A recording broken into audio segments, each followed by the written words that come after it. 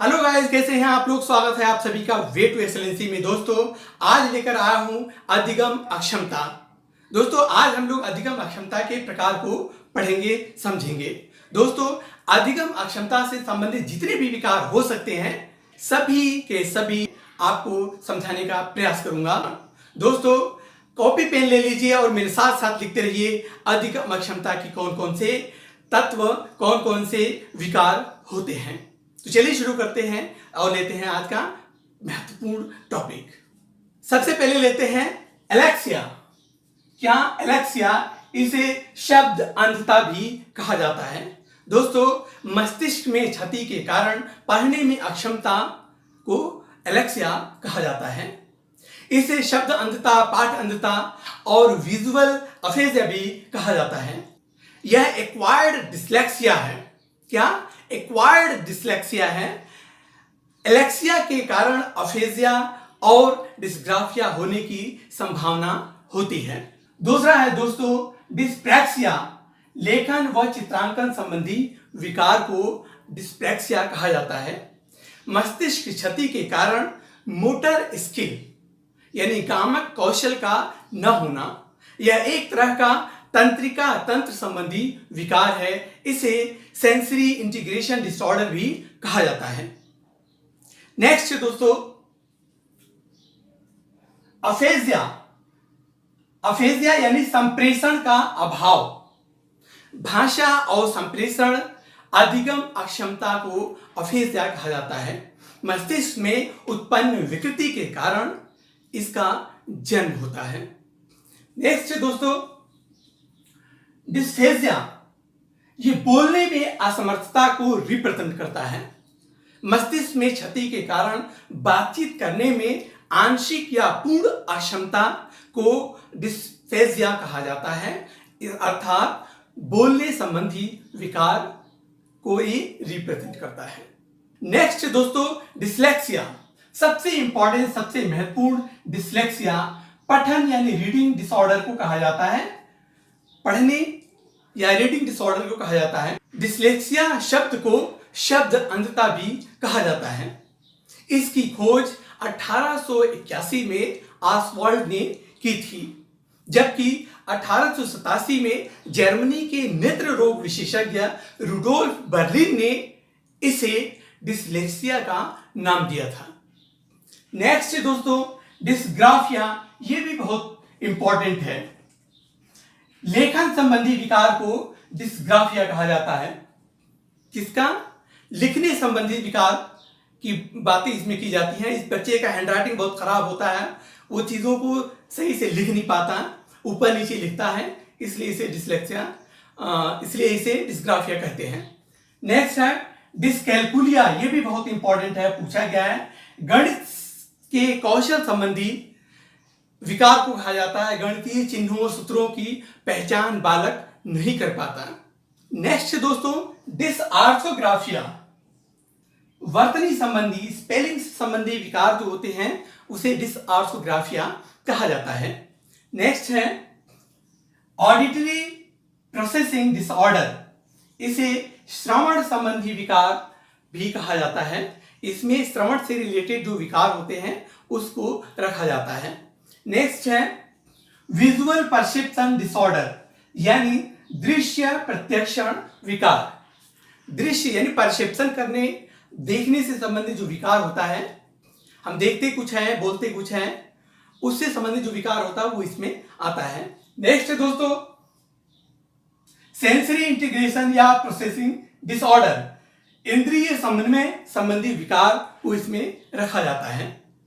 Next है organisational learning disorder, संगठनात्मक पठन विकार इस श्रेणी में रखे जाते हैं।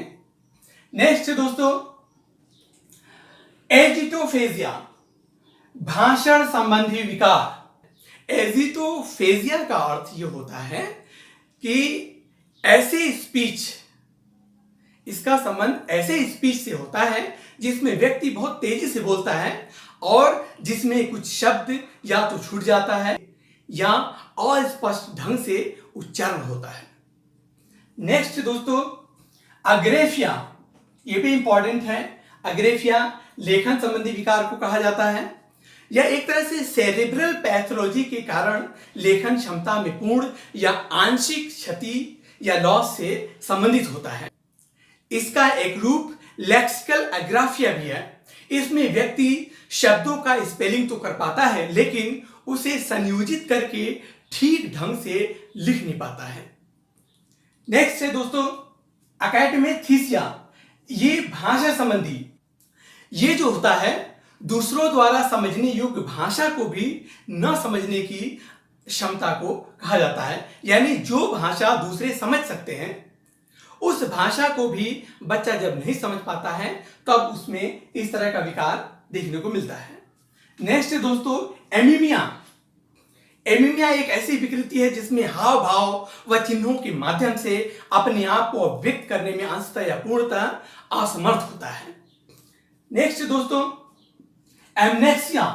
इसे लॉस ऑफ मेमोरी या स्मृति लोप भी कहा जाता है। इसका कारण दैहिक या मनोदैहिक कुछ भी हो सकता है। नेक्स्ट है दोस्तों एमनेस्टिक डिसऑर्डर। एमनेस्टिक डिसऑर्डर क्या होता है? ऐसी विकृति जिसमें व्यक्ति पास्ट में सीखे गए सामग्री को भी नहीं पहचान पाता, उसको रिकॉग्नाइज करने में अक्षम होता है या नए सामग्री को सीखने में अक्षम होता है।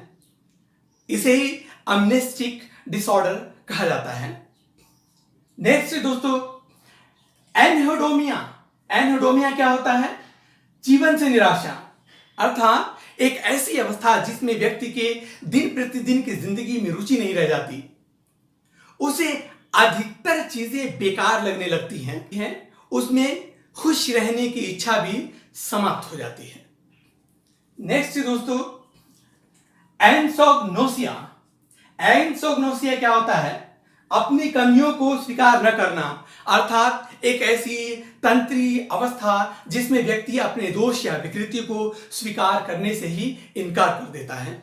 हम किसी को कहते हैं ना आपके अंदर ये कमी है, ये दोष है, इस तरह की विकृति या विकार उत्पन्न हो गया है, तो वो इसे मानने से इनकार कर देता है कि उसमें कोई दोष या कमी भी है। नेक्स्ट दोस्तों अफेमिया।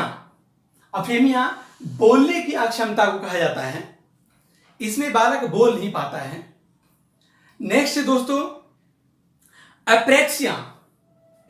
उद्देश्यपूर्ण कार्य करने में अक्षमता, यानी बालक जो था उद्देश्यपूर्ण गति से कार्य भी नहीं कर पाता। इसका कारण मस्तिष्कीय क्षति, इसमें सेंसरी फंक्शन की कोई प्रॉब्लम नहीं होती है, मस्तिष्कीय क्षति इसका मूल कारण होता है। नेक्स्ट दोस्तों एप्रेक्सेक्सिया। इसका मतलब होता है ध्यान केंद्रण का अभाव, अर्थात किसी चीज पर ध्यान केंद्रित करने में अक्षमता। किसी पर्टिकुलर चीज पे फोकस, हम कहते हैं ना इस चीज पे ध्यान दीजिए या पर्टिकुलर चीज पे फोकस करिए, वो ऐसा नहीं कर पाता, उसका ध्यान विचलित रहता ही रहता है। नेक्स्ट दोस्तों एटैक्सिया। ऐच्छिक मांसपेशीय समन्वय का अभाव। तो ऐच्छिक मांसपेशी गति में अंशतः या पूर्णतः समन्वय की कमी होती है। नेक्स्ट दोस्तों एंटोपेग्नोसिया। एंटोपेग्नोसिया क्या होता है? शरीर के हिस्से का नाम बताने की अक्षमता।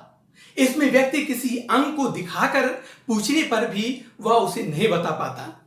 यदि हम किसी चीज का पिक्चर, जैसे कान का, आंख का, नाक का, मुंह का, हाथ का, उंगली का पिक्चर दिखाकर पूछे कि ये क्या है, इसके पार्ट का नाम बताइए, तो वो नहीं बता पाता है।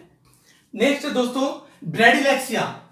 ब्रेडिलेक्सिया क्या होता है? मंद गति से कार्य करना, यानी वो किसी कार्य को बहुत ही धीमी गति से कर पाता है। नेक्स्ट दोस्तों कैटेलेक्सिया, यानी पढ़ने के दौरान अनुपयुक्त शब्दों को दोहराने की प्रवृत्ति। बहुत सारे बच्चे होते हैं जो शब्दों को दोहराते रहते हैं, उनमें ये कमी मानी जाती है। नेक्स्ट दोस्तों डिस्थीमिया, निम्न मन स्थिति, अर्थात यह एक मेंटल डिसऑर्डर है तथा गंभीर तनाव की अवस्था है। इसका बालक की अधिगम पर प्रभाव पड़ता है। इसमें बालक की मन स्थिति हमेशा निम्न स्तर की होती है। नेक्स्ट दोस्तों ऑटिज्म। ऑटिज्म क्या होता है? स्वलीनता इसे हिंदी में कहते हैं। यानी अपनी बात को दूसरों तक प्रस्तुत न कर पाना, यानी दूसरों के समक्ष प्रस्तुत न कर पाना। नेक्स्ट दोस्तों, डिमनेशिया। यह एक मल्टी फंक्शनल डिसऑर्डर है। इसमें स्मृति, तर्कणा, निर्णय और अन्य उच्च मानसिक प्रक्रियाओं का ह्रास होता है, उसकी क्षति, उसका लोप होता है, उसमें कमी होती है। नेक्स्ट दोस्तों, लोगैग्नोसिया, शब्दों के अर्थ न पहचानना। इसमें रोगी शब्दों को देखकर तो पढ़ सकता है, लेकिन उसके अर्थ के रूप में उसे पहचान नहीं सकता है। नेक्स्ट दोस्तों, इकोग्राफिया। इकोग्राफिया क्या होता है दोस्तों? सुने गए वाक्यों, शब्दों को लिखने में बाध्यता। वो शब्दों को सुन लेता है, वाक्यों को सुन लेता है, परंतु उसे लिख नहीं पाता है, उसमें टेक्निकल प्रॉब्लम की कमी का अभाव होता है।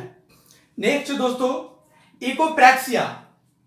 दूसरों द्वारा बनाए गए हाव भाव यानी गेस्चर्स को दोहराने की रोगात्मक प्रवृत्ति। हम अक्सर फिल्मों में देखते हैं, फला पर्टिकुलर कॉमेडियन है या हीरो है, वो किसी तरह का गेस्चर करता है तो हम भी डेली लाइफ में उसे दोहराने लगते हैं, एक आदत होता है। नेक्स्ट है डिस्बुलिया, ध्यान केंद्रण का अभाव, यानी किसी चीज पर ध्यान केंद्रित करने में असमर्थ रहना तथा उसके चिंतन अस्पष्ट होना। नेक्स्ट दोस्तों, डिस्कीरिया, स्पर्श का अभाव, यानी डिस्कीरिया का अर्थ यह होता है जब व्यक्ति यह बताने में असमर्थ रहता है कि उसके शरीर का कौन सा भाग स्पर्श किया जा रहा है, यानी उसके हाथ पैर कहीं पर भी आप कोई स्पर्शन करते हैं, छूते हैं उसे, कोई टच करते हैं या कोई पिन चुभाते हैं, तो उसको इसका एहसास नहीं होता है। वो बताने में स्पर्श हो रहा है कि कहाँ पे उसको स्पर्श किया जा रहा है। नेक्स्ट दोस्तों, एंड लास्ट, एमनेसिया, एक तरह की भूलने की बीमारी को कहा जाता है। तो दोस्तों, ये थे मानसिक अक्षमता से संबंधित कुछ महत्वपूर्ण और जितने भी महत्वपूर्ण मेंटल डिसऑर्डर या उससे संबंधित लर्निंग डिसेबिलिटीज हैं, वो सभी एक ही वीडियो में आपके समक्ष प्रस्तुत है। आशा करते हैं ये बहुत काम आएगा और बहुत इंपॉर्टेंट है, सभी परीक्षाओं में जरूर पूछा जाता है। So learn it. Good luck.